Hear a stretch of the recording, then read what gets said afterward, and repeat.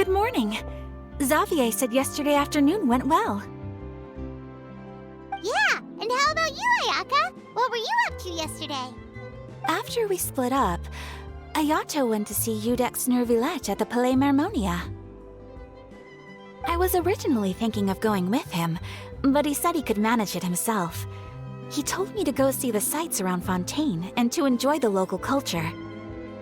So I rode the aquabus with Yoimiya and visited the Opera House on Aranias Island. Yeah, you wouldn't believe what we saw there!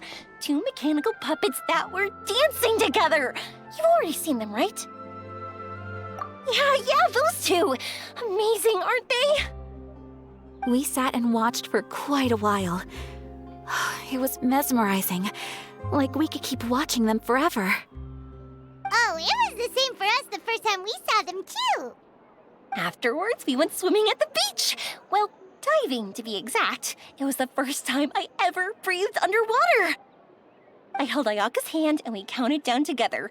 3, 2, 1, and then splash! We were beneath the waves.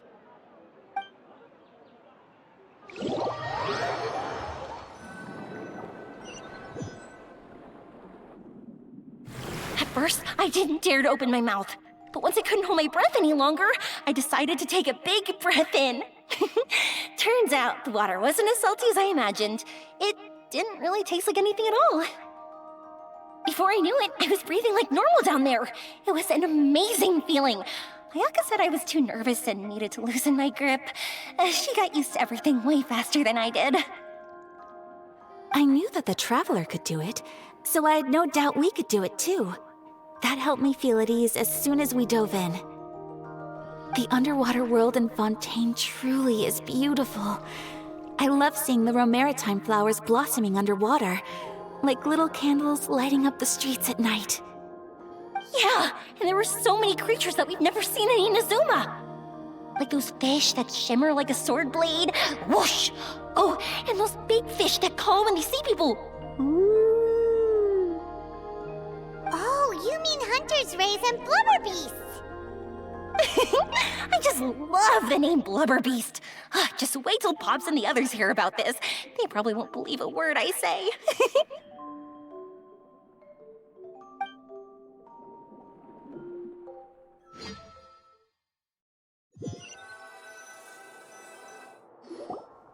Yoimiya was down there for quite a while.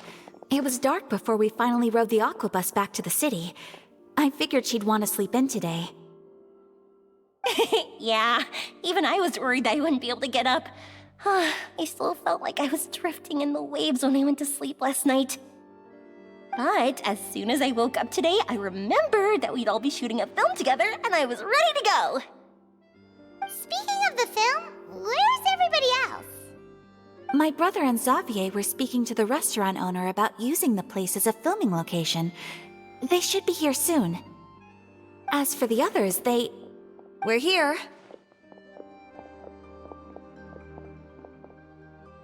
Please excuse my tardiness. I just finished the Special Patrol's 6-mile morning jog.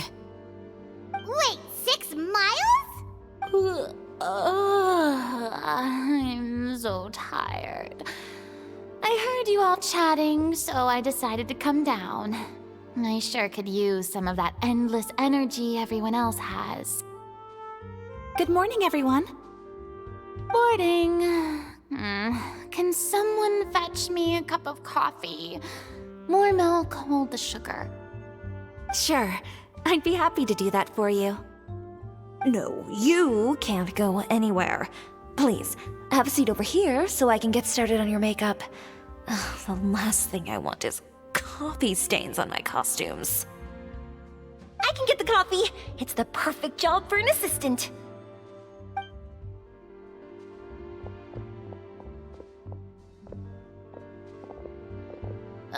So much energy. Seriously, what's her secret? Oh, Yoimiya's always like that. But you sure look exhausted, Farina. It's because you're not used to waking up so early, huh? Of course not.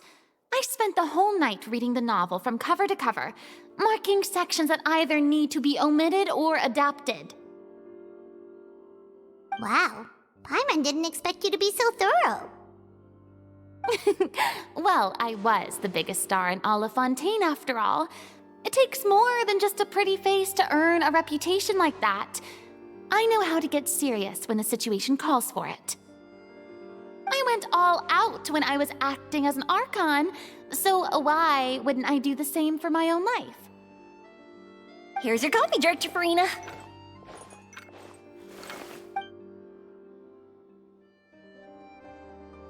Oh, thank you. The sound of being called director and the aroma of coffee feels almost as refreshing as hearing the birds chirping in the morning. Ah, it seems everyone has managed to arrive on time. We've reached an agreement with the restaurant owner. We are free to use the second floor to shoot our film. Really? That's great! He is really looking forward to our film and hopes that providing his restaurant as a filming location will attract more customers. Well then, Mr. Xavier, I'll leave the rest to you. Okay, thanks. First, I'd like to introduce our new members. This is our prop manager, Veronique. She'll be in charge of all the film's props and items. And this is Bonneau, our lighting technician. He'll be in charge of lighting and illumination to set up each scene's atmosphere. Wow. Sure feels like we have some real professionals joining the crew now. First of all, please allow me to first express my sincerest gratitude to everyone in the crew. When my investor informed me yesterday that he wouldn't be able to provide the funds, I really thought that this was the nail in the coffin for this film. I had no idea that I'd find so many people willing to help me on such short notice. Thank you. Thank you all from the bottom of my heart. No need to be so cordial, Mr. Xavier. We're all honored to be a part of this. Your works made a profound impression on me when I saw them back in Inazuma. I am sure that someday, this film will be remembered as a prime example of cultural exchange between Fontaine and Inazuma. Yes, the story is the reason I agreed to join. I can't bear to even imagine what this film would look like without the very best director. Anyway, I would like to make a promise to everyone that as the producer of this film, I'll do whatever I can to ensure that everything goes as smoothly as possible. This is not just my film. It also embodies the thoughts and feelings of every person here, as well as the endless effort we are about to pour into it. So, without further ado, the Two Musketeers will officially begin filming now! You may take it from here, Director Farina. All right, listen up, everyone. The first scene takes place when the two young musketeers are living at the Baron's home, still unaware of all that is about to happen to them. We'll need props and lighting to set the scene. Our lead actors can go get their makeup done, and extras, please take this time to go over your positions. Whoa. Seems Farina's really kicking things into gear as the director.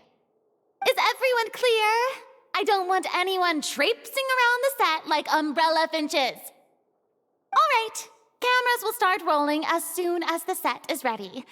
Let's make a film that'll make some serious waves in Fontaine. Not the kind of waves that drown people. I mean, the good kind of waves. Seems like she's still a bit traumatized by that. Anyway, let's go see if there's anything we can do to help.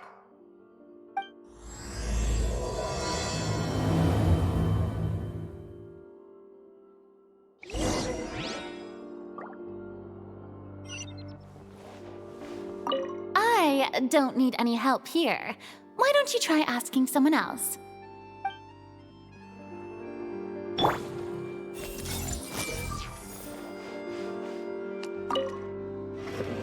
How about here? A little more to the left. You got it. Hey, Yoimiya, do you need a hand? No, I'm fine. You know, doing the lighting is kind of like designing a fireworks show. It's interesting to imagine what kind of atmosphere the lights will create. I heard that the Traveler will be operating the camera and Paimon will be the clapper loader, right? Those roles are just perfect for the two of you. Really? Is that because it'll be easy for Paimon to hold the clapperboard while flying? Well, sure, there's that, but that's not exactly what I meant. I just think that after all your journeys together, you two must have developed a super close bond and just naturally know how to work with each other. If I'm not mistaken, the director will want the cameras rolling as soon as the clapperboard goes clack. Oh, I see. It's amazing to see the magic behind filmmaking. Yoimiya, we need lights over there too.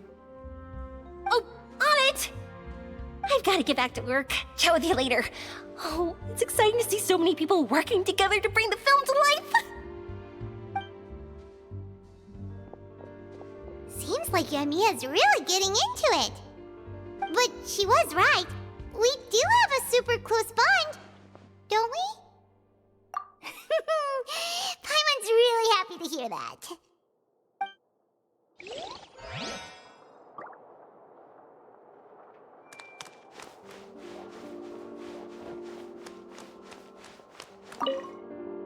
Ah, so this is what a musket looks like. Not exactly.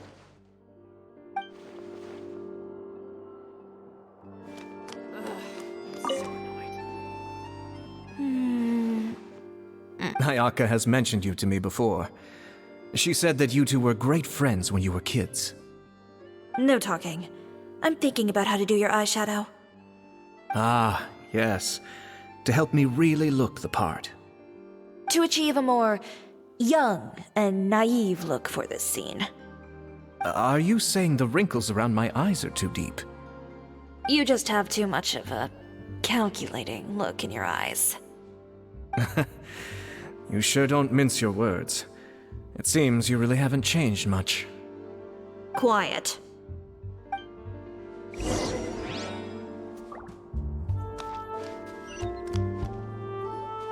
So, this is a real musket? No, it's just a prop weapon. Not bad. Have you seen a real musket before? Only in books and newspapers. I made this one based on the relative shape and proportions I saw in reference images. When we're filming, some special gunpowder will be applied around the muzzle, which will help create the flash and smoke effects of a real gun being fired. Which means it'll be up to the actors to portray the recoil. That's right. The sound effects for gunshots will also be added in post-production. Thank you, Veronique. I think I know where to start now. However, the musket's gears and firing pin could still use some work. Adding some wear on the metallic components will make them appear more realistic. Also, be sure to rub the muskets with some oil each time before we start shooting. That'll give the impression that the firearms have been well maintained. Good point. You seem to know a lot, Miss Chevreuse. I assume you use these types of firearms on a regular basis? Yes, I perform routine maintenance on my weapons every day. Just like we as people need to eat and sleep, muskets need to be cleaned and maintained. I also perform similar care for my sword every day, and familiarize myself with its shape and weight, to the point where it feels like a natural extension of my body. Yes, this way, our weapons will never betray us in the heat of battle. Yes, well said. It seems we have the same philosophy on this topic. Oh, sounds like they found a common interest to talk about. Though these props differ from the muskets I use, I can still give you some pointers. Good. I look forward to your instruction. First and foremost, never point the weapon at anyone, regardless of whether it's a real or prop weapon or whether you're holding it or it's on the table. This holds for any time when you're not actively engaging an enemy. Okay, understood. When aiming the musket, extend your arm so that it's level with your shoulder, and use your eye to look down the weapon's sights. Like this? Not bad. Now, try saying your lines. This is the end of the road for you. Good. Now turn your body a little. That way, you'll give your enemy less of a target to work with. And relax your shoulders. Here, allow me to demonstrate. This is the end of the road for you. Huh. Excuse me, Miss Chiori. Director Farina, there's something I wish to discuss with you. Oh? What is it? Like this? Yes, much better. What do you think? I do see your point. But are you sure you wish to do this? I believe it would be most fitting.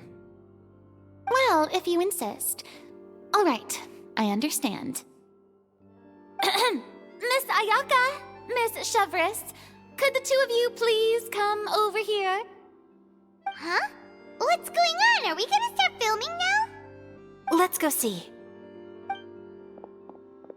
What is it? I have a question for you, Miss Chevreuse. Would you be willing to play the role of a musketeer? What? To clarify, I would like to turn over my role to Miss Chevreuse. But brother... Don't worry, Ayaka. I actually view this as a good thing. I was becoming troubled trying to set aside some time to speak to the staff at the Palais Mermonia. I would like to have some conversations about the cultural exchange between our two countries, and I've heard that the bureaucratic process here can get rather complicated. Now, I will be able to focus on my work. Besides, you also know that I'm not really one for public performances. Are you really sure? From a director's point of view, I also felt like the relationship between the two musketeers in the original story could be improved. The older brother in the story plays the lead role with his overbearing character, but this causes his character to overshadow that of his sister, and the theme of the two supporting and relying on each other isn't conveyed very well. But if we were to change the siblings to two sisters of a similar age, then that aspect of the story might come through more clearly. Also, I've seen you instructing Ayaka. That cold and dignified personality is exactly what we need for the older musketeer. Of course, even with all these insights, the decision should still be made by Miss Chevreuse. Chevreuse mentioned that she really likes the story, right? Paimon bets that she'll take the role. All right, I'll take the role. Good. It's decided then. I'll get started on making edits to the script. We'll also need to make some immediate adjustments to the lighting, props, and costumes. I have a feeling that our adaptation will be even better than the original story. You're doing a great favor for me, Miss Chevreuse. You have my gratitude. Don't mention it. I like this character, so if anything, I should be the one thanking you. Well, since my brother is the one who brought up the idea, I suppose there's no need to worry. Let's go, Miss Chevreuse. I look forward to working with you. Please, just call me Chevreuse.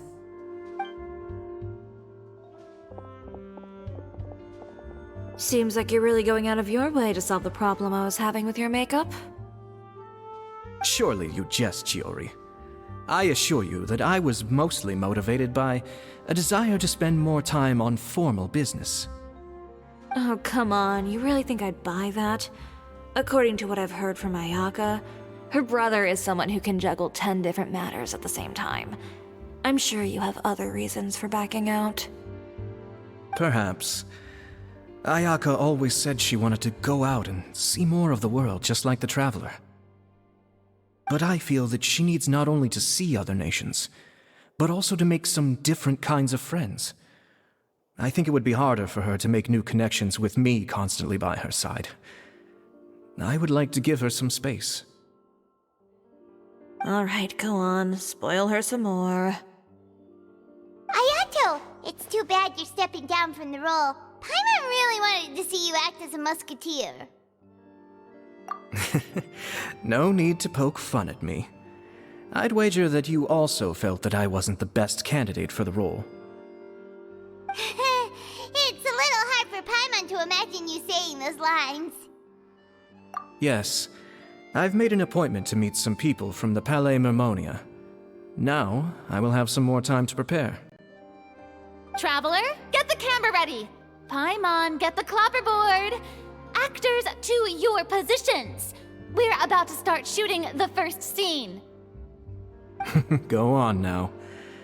And please take good care of Ayaka. Yep, don't worry. Thank you. I look forward to seeing the film when it's finished.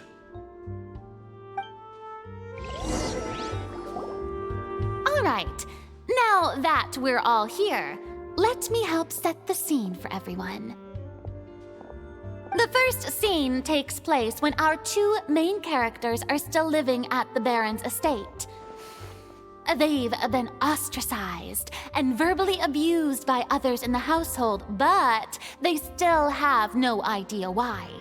We want to capture how naive and innocent they are despite their pain. Chevreuse will be playing the role of the older sister, Tulipe, and Ayaka will be the younger sister, Iris. Be sure to get close-ups of the main characters at the right moment.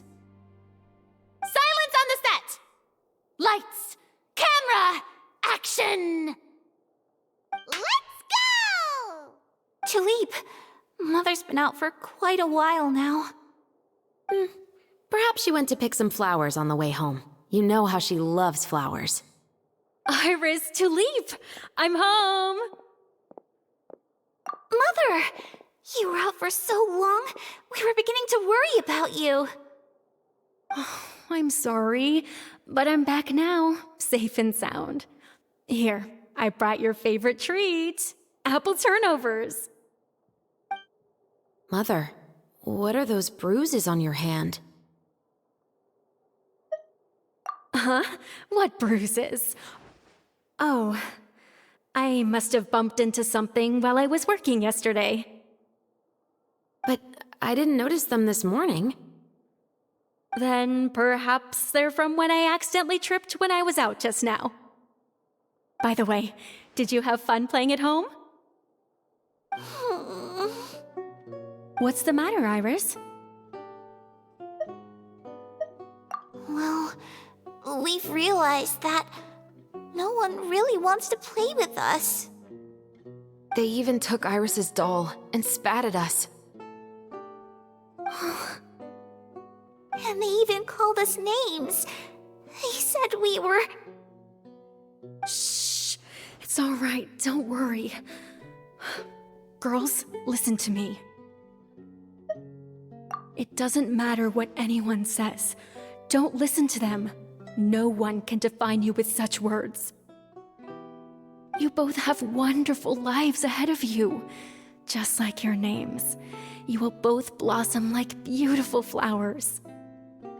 Maybe your time to blossom hasn't quite come yet, but one day, you two will bloom more beautifully than anything else. Don't let the soil you're in now ruin your future beauty, understand? My dear daughters. And cut!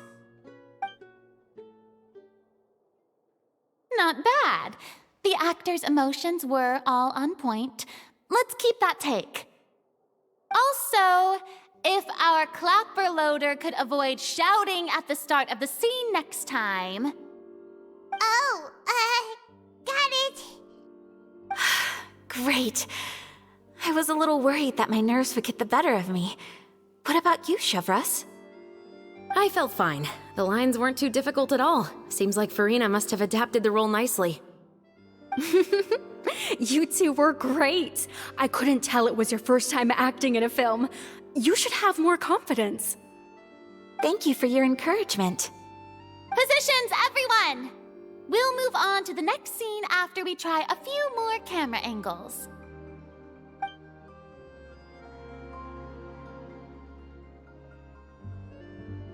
This scene is when our two characters return home, only to discover their mother has been murdered.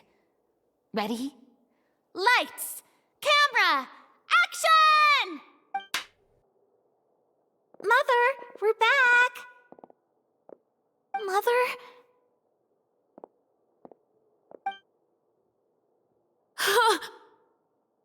What's wrong, Tulip?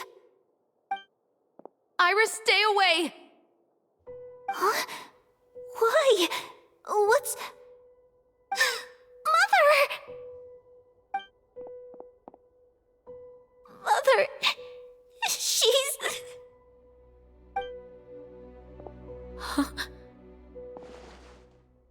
There's poison in this cup. Huh?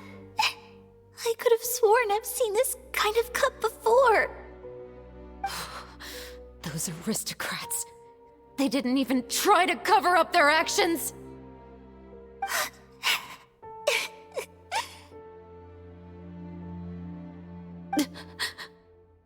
Iris, we need to leave this place. Leave? But now that Mother is gone, where can we even go? Anywhere. All I know is that we can't stay in this house. But are we just going to let them get away with this? We'll have our revenge, I promise you. Just not right now.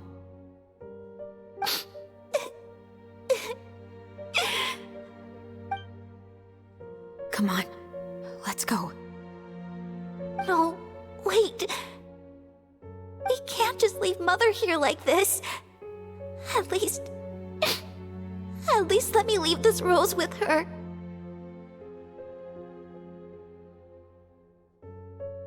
That's why we went out in the first place. To buy her this flower. All right. Goodbye, Mother. We'll avenge you. Someday. And cut! Beautiful! Great performance! Oh my, you're so amazing, Ayaka! And were those real tears I saw? How did you do it? I was surprised too. Thank you for the kind compliments. Actually, as soon as Director Farina said action, I told myself not to think about anything. I just felt the weight of the moment and became the character. It's quite similar to practicing the art of the sword. You clear your mind and focus only on what's happening in front of you. Ayaka's performance was amazing. Have I discovered an acting prodigy? Pipe down, everyone! We need to move on to the next scene!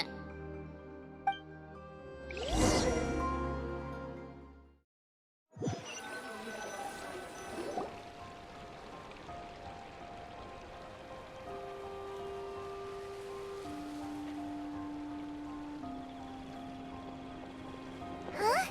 Are we done already? But Paimon wants to keep playing with the clapperboard. How do you feel, Traveler? Is your arm sore from holding the camera all day? Good work, you two. You too, Chevreuse. You were quite the actress today. I've read this novel many times before.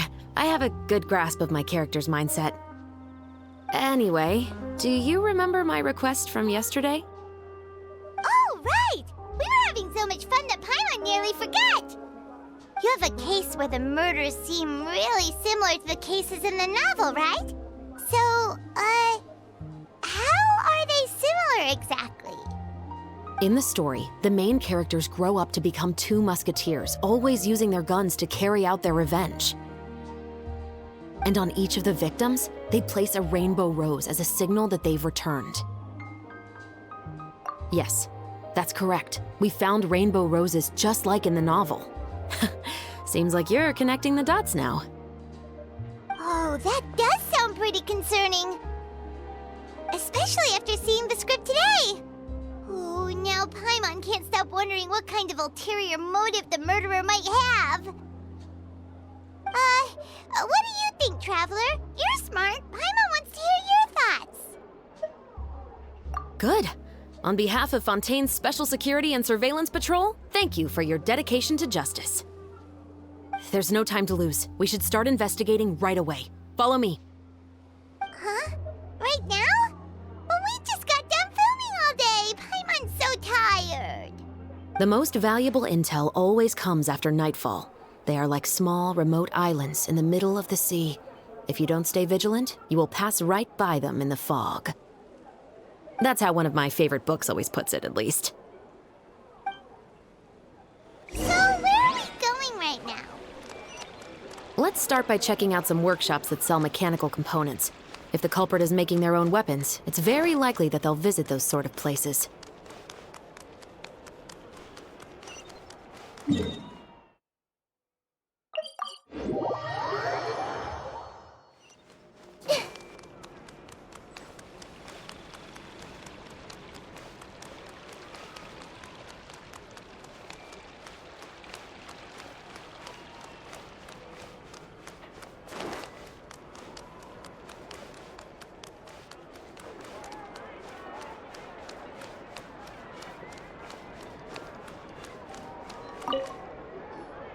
Welcome to Le Show's Clockwork Workshop. How can I help you?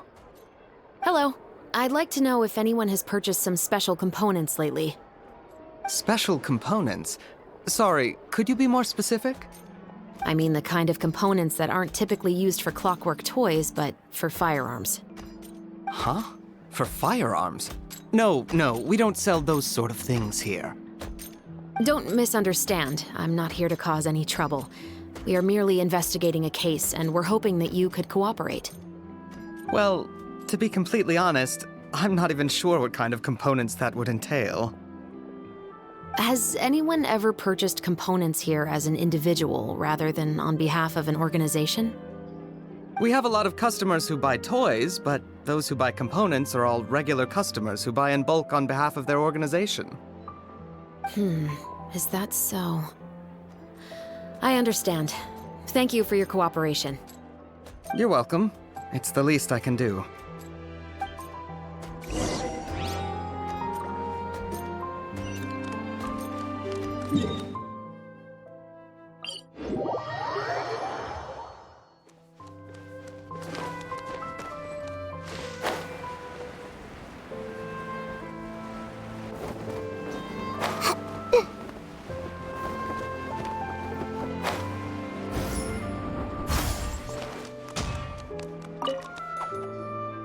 Oh, hey, Chevreuse.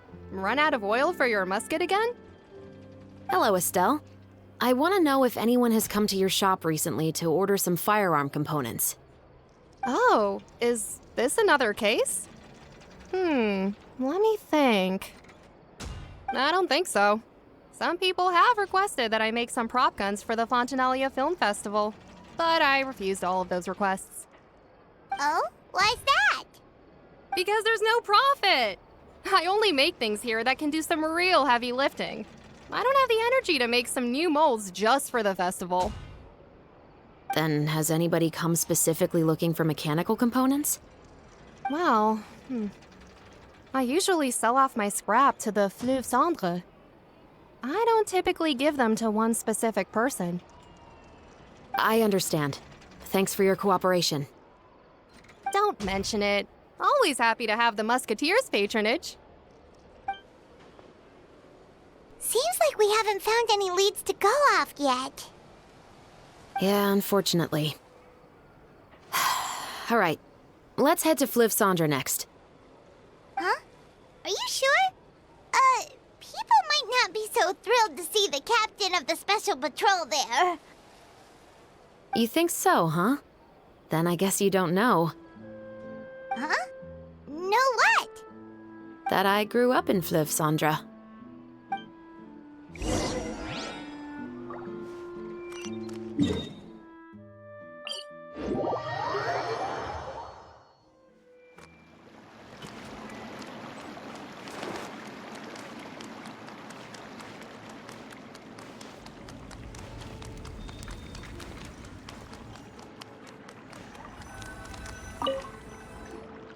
What's all this? Some broken planks and barrels, as well as some liquor bottles? Yes, but have a closer look, Paimon. Even though somebody has purposefully tried to clean them up, these are obviously marks from musket bullets. In other words, someone was here trying to improve their shot. They were using the barrels and bottles for target practice. Could it have been the killer? Your guess is as good as mine. Although many people at Fleuve Cendre own guns, few hide the fact from others. And even fewer would go to such lengths to hide markings from practice shots. Anyway, let's go. There might be more to this.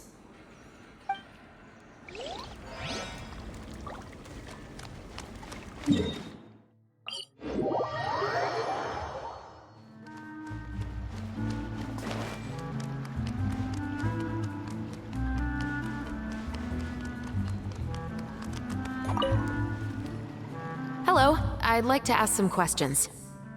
I don't know anything. Don't worry, I'm not here to arrest anybody. You say that now. It's the truth. Here, take this as my guarantee. Wait, did Paimon just see what she thinks she saw? Is the captain of the Special Patrol bribing a citizen? Seems you're different from the other guards. What do you want to know? Have you heard anything related to muskets in Fleuve Cendre lately? Anything at all? Muskets, huh?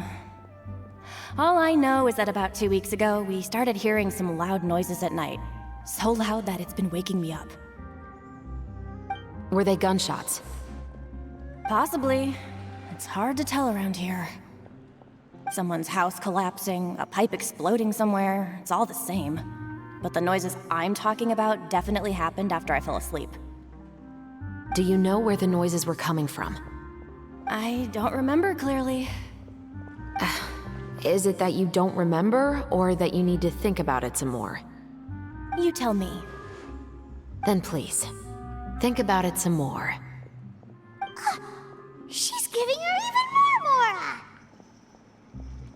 The noises came from the end of the Southern Waterway. I came out and had a look for myself when I wasn't sleeping well, but I didn't dare get too close. That's all I know. All right, I'll take your word for it. Thanks for the pâte de fruits.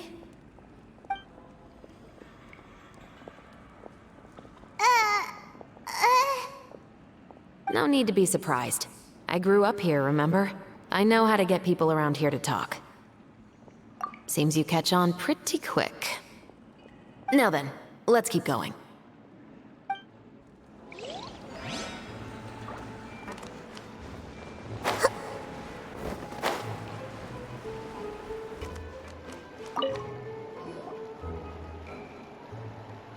It's been a while, Tetro.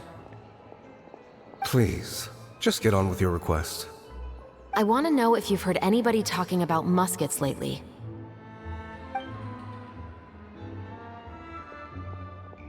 Information isn't free, you know. I've heard that bandits have been extremely active in the countryside recently, and they've been affecting the delivery of goods to Poisson. I can allocate some more manpower to help out with that problem. What do you say? You're still as helpful as ever. One of our men got drunk at dinner about a month ago and lost his gun. 3 days later, it turned up in the corner here. What's weird about that? He just forgot where he put it, right? This is Fleuve Cendre, my friend. Anything of value left in the tavern won't ever make it to the next day. But that gun turned out to be an exception. It didn't get any new wear and tear on it, and didn't even appear to have been fired. We were quite mystified as to what could have happened. I suspect it came back because the weapon was already known to the guards. You mean, a criminal was afraid the Marechaussee Phantom would use the shot marks to track them down? Maybe. But if that's the case, the culprit really took great care to avoid getting caught. I didn't say anything about a criminal. In Fleuve Cendre, knowing who was killed is as easy as knowing what clothes you're wearing today. It's the guy living in the east side, isn't it? I've never liked him. Every time he's here, he just orders a drink and sits there with a nasty look in his eyes. So, who was the one who lost the gun in the first place? Don't bother. Even if you ask, he wouldn't admit to owning a gun to some strangers. Not to mention the captain of the Special Security and Surveillance Patrol. He's right. I know you grew up here, Chevreuse. Even though you're on good terms with the Spina, you've still been gone too long. Not many people know you here now, and a lot of people don't like the Special Patrol. I know. So take my advice and don't show your face too much around here. It's for your own safety. I'll come and go as I please, and I'm afraid I'll be appearing more often due to my work. All right. Don't say I didn't warn you.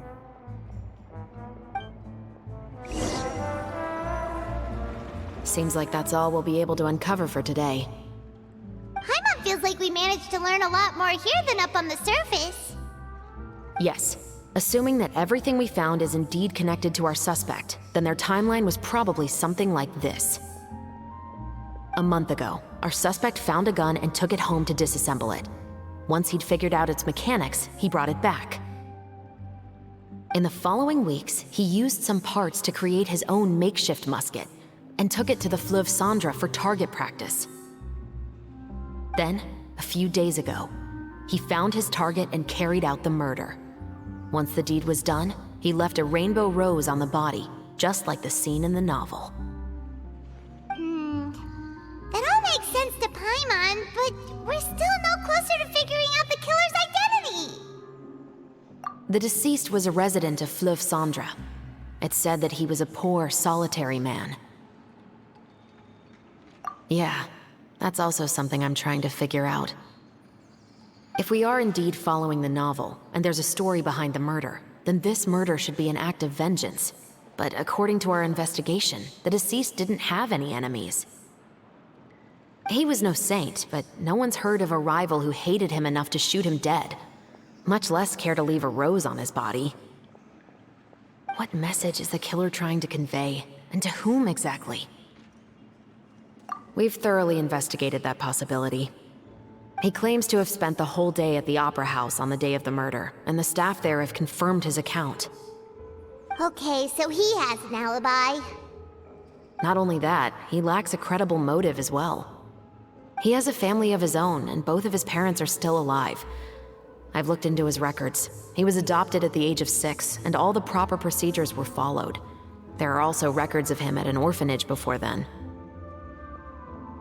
In the story, the mother of the 2 musketeers was murdered after the children turned 10. Of course, he could have changed the children's ages, but I don't want to assume anything without evidence. More importantly, I've also had a chat with him in person. He didn't seem like the kind of person who would pull the trigger to kill a man. Then, what should we do now? We have all this new information, but it doesn't help us move forward. Investigations take time. I didn't expect us to catch the culprit in just a single day. How about this? Let's spend the next few days filming with the crew. We can continue the investigation once we're done with the film. I'm sure that given time, new leads will present themselves. Wait, but weren't you saying Intel is like small, remote islands in the middle of the sea just a moment ago? Wouldn't you just miss them if you were to stop looking? Ah, but the book had more than one reference to the islands, Paimon. Oh? What else did it say then? As long as you spend enough time sailing through the fog, you'll eventually come across an island.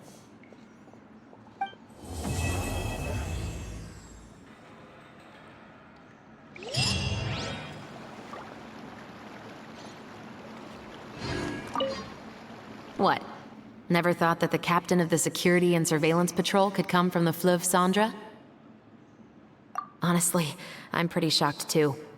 There used to be a time when I thought I would never be able to join the guards.